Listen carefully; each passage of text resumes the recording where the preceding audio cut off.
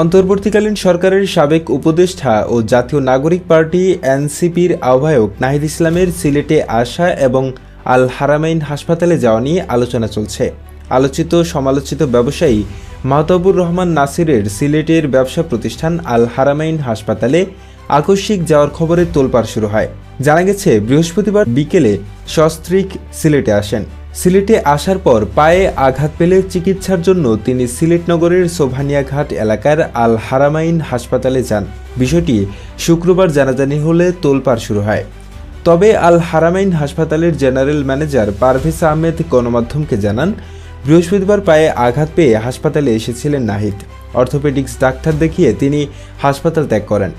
NCP সূত্র জানায়, বৃহস্পতিবার বেলা 2:15টার দিকে ইউএস বাংলার ফ্লাইটে স্ত্রী সহ ঢাকা থেকে সিলেট আসেন নাহিদ ইসলাম।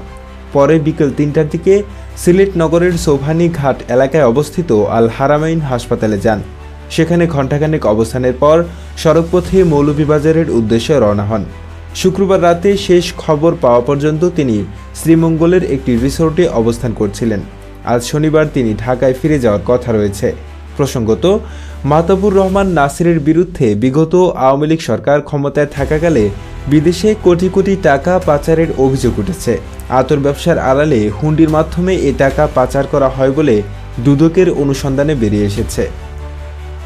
Mohammad Suman, GB television.